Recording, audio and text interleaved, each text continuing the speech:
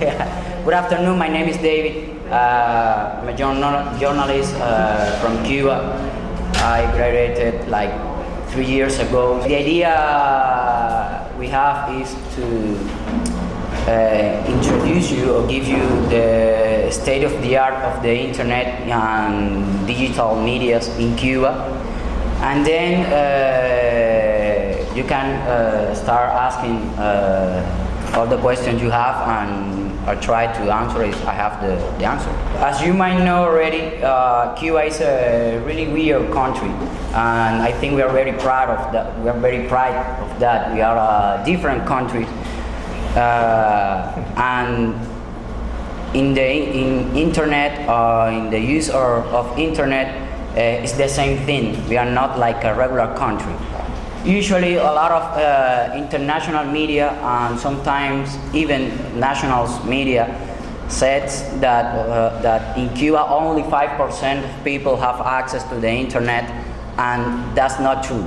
When they say that, and when I'm reading that kind of news, it looks like we live in a cave with no electricity, with no access to information, with no way to communicate with each other inside the island and outside the island, and that's not true. That we have a huge problem with the internet access, with the infrastructure inside the island.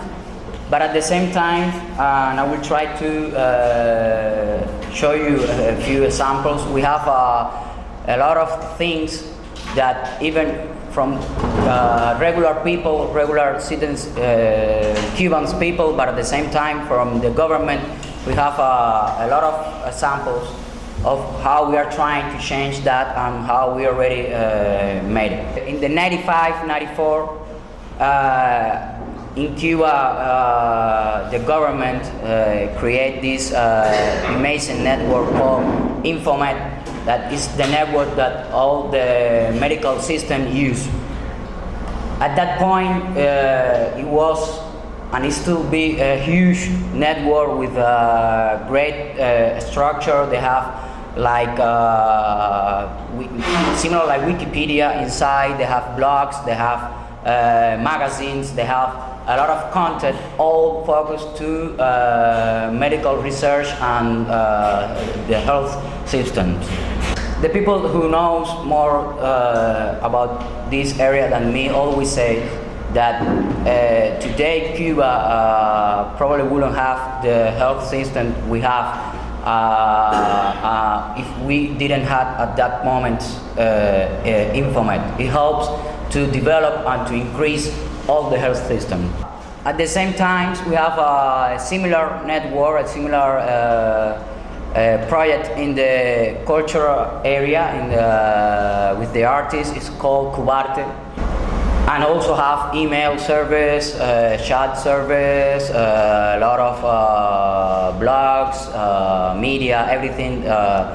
The Cuban people, regular Cuban people, need to know about Cuban arts, but at the same time, the network works as a great service for artists. As you also know, we have a really good educational system, and every year in Cuba we graduate a lot of engineers and a lot of people that know already how to use this all new technology. One of the United Nations organization, I don't remember now the name, but the one who talks about all the telecommunications, says that Cuba is in the 4th place of people prepared to work and to use this kind of technology. So what happened is that imagine you have this country with really poor infrastructure, right, and really well-prepared professionals, really well-prepared Cubans. So what happens? One of the, at least I think is probably the best thing is happening right now in the tech war in Cuba is this network, informal network that young people had created between them. It's a mesh network is how technically it's called. And basically they connect between homes using cables and wireless systems. And right now it's in almost all cities in Cuba, and at the same time they're already trying to connect this city between them. No government doing anything, not money, nor everything, just the users of this kind of network working and trying to expand and develop this network. Yeah, mesh is the technical network. Why? Because they don't have like a central node. They have like everyone is important inside the network, right? So everyone shares the information. There is not a central node or core. So every person belonging to this network is important, because all of them are passing the information and connected with the other, and they are just creating this huge network in Cuba today. They said this network began 10 years ago, and at the beginning it was just for playing games, you know, like Call of Duty or Need for Speed or Dota, whatever. But now they have their own social media, they have their own web page, they have their blogs, they even have like radio shows with ladies and people singing for the whole network and everyone listening. They have They have a video platform. They have everything you see online. They have it in this network, and it's important to understand this network is not connected to the internet. You already know it's like a parallel network. They have strong laws. I don't know, regulations. Bylaws.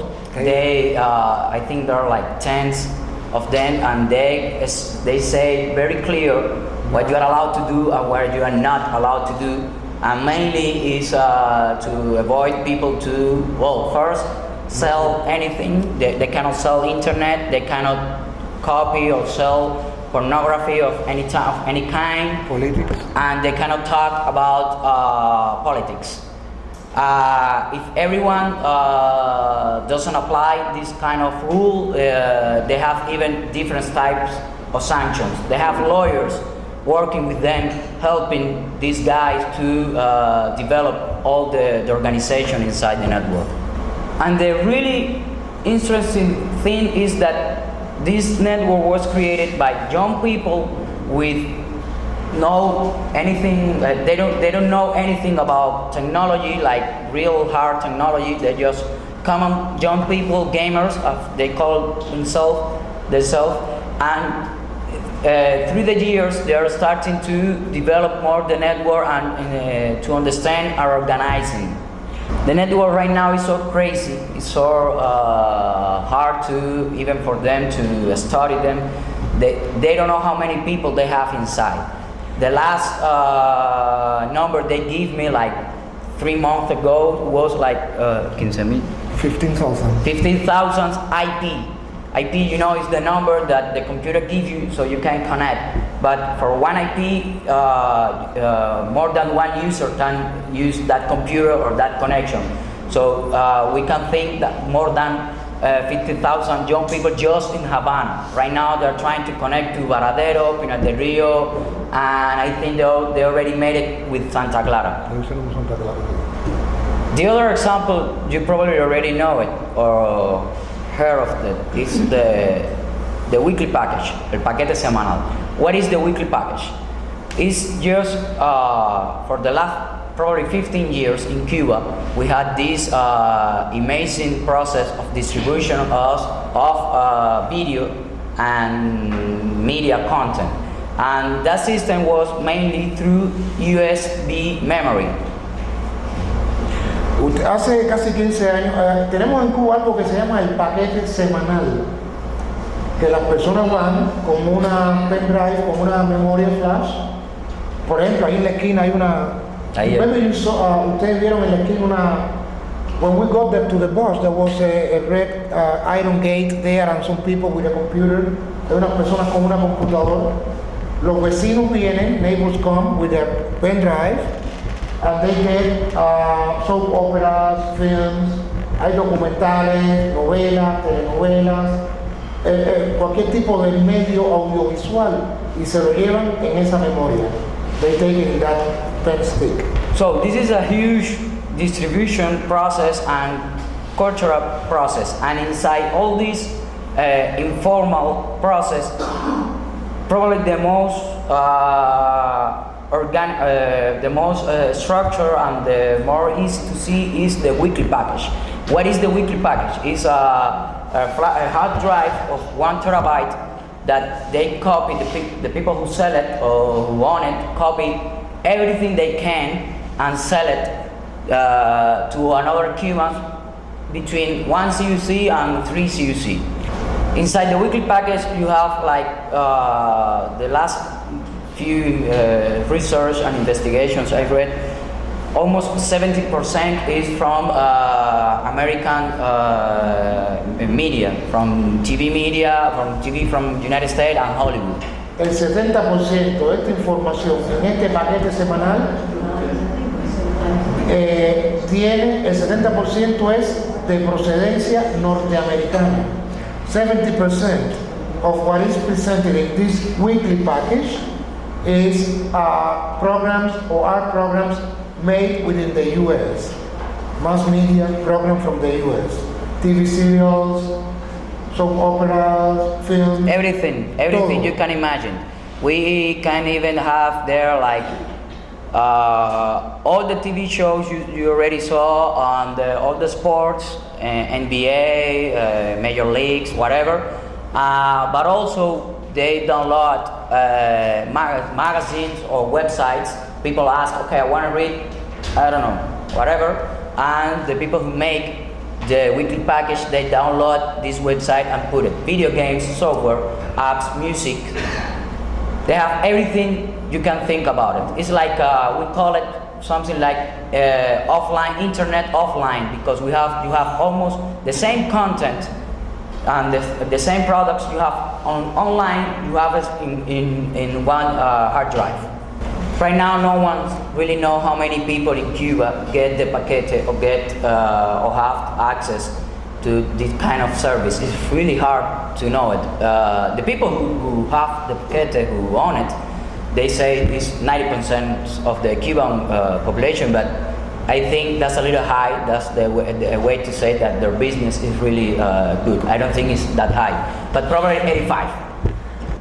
I bet you can go out now on the street and ask everyone and say winter is coming, and they know what you're talking about, and say whatever thing about the TV show from the United States, and they know it, they already saw it on their TV or on their computer at their home.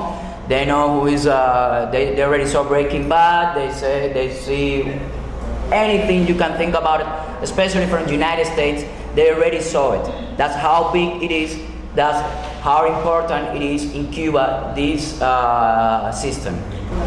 And the other important thing about this weekly package is that now the Cubans have an informal and really fast way to share their products and their stuff. So now we have like probably 20 new digital magazines made in the living room, just so people writing stuff, they save it as PDF and they put it in this weekly package.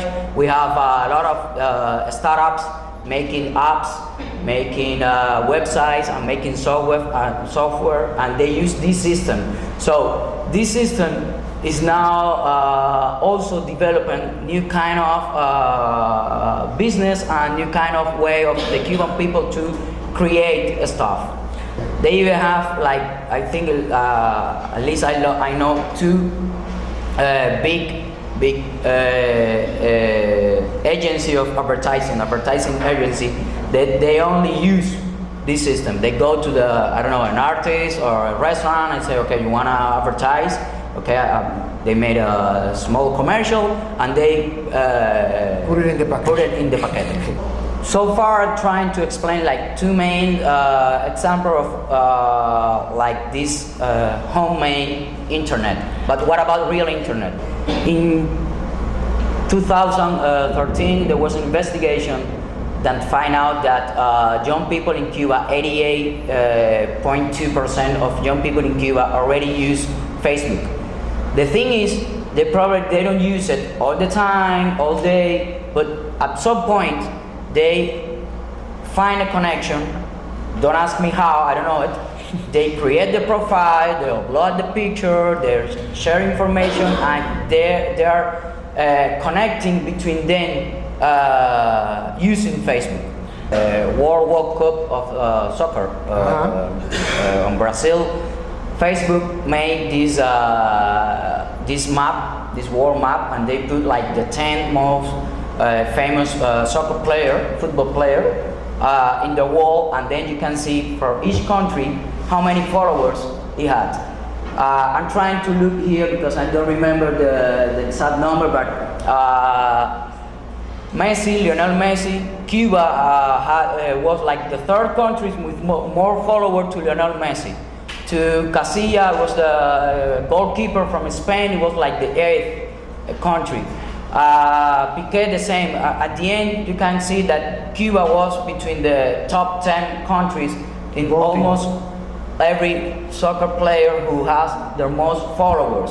Probably, I mean, I'm not naive. Probably the young guy connected to Facebook, click like to Lionel Messi fan page, and he didn't review it after 2 weeks later. But still, it's something. It's like an example to show you what I'm talking about.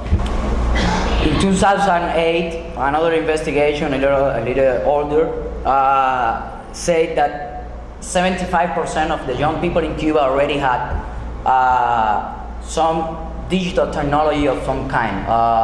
Cell phone, laptop, US flash, something. 75% in 2008. They haven't updated that investigation, but Daily Dive tell us is even bigger right now.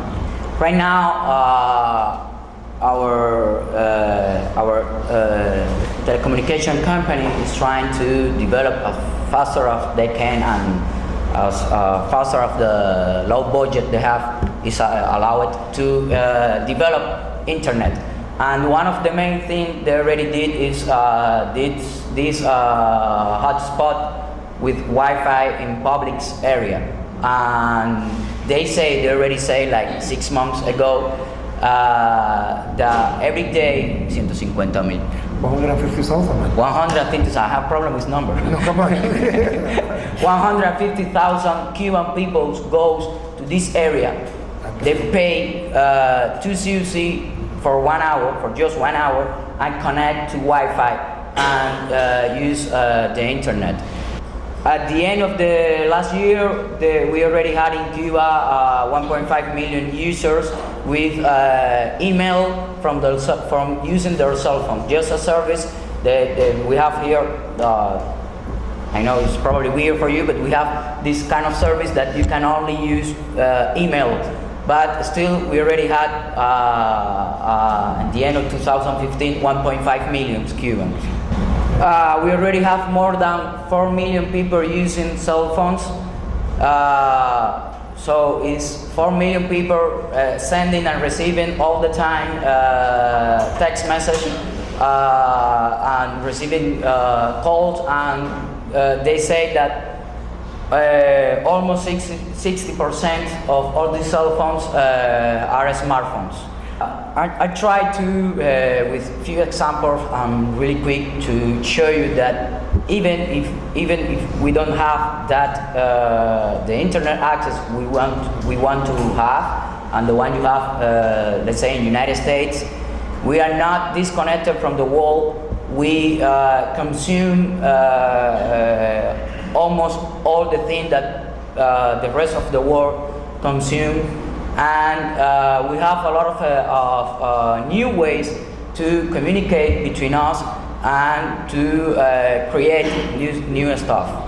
We have 3 main problems to solve. First, well, the infrastructure problem. We have a really bad infrastructure, and as you may know, it's not easy to just in 2 years or 3 years develop a whole country with internet and telecommunication infrastructure. The second problem sadly, I think that's my point of view. I think that the government they don't have, or the government doesn't have a clear policy to develop the internet, and is trying to understand and is trying to figure out how and why do we need or do we want internet and how to do it. And it's really hard also to develop this kind of plans. And the third one and the last problem is that we don't have not all Cubans have the same idea about internet, and not all Cubans have know why do we need internet. So we have maybe the government trying to think about something, and the new small business want internet for their business, probably the young people for having fun for Facebook, you know. But we as a country and as a society, we are not agree, and we are not understand the importance of the internet, especially in a country like ours, that we are trying, as you already know, that's why you're here, we are trying to change things, and we are trying to show the world a new way of doing stuff.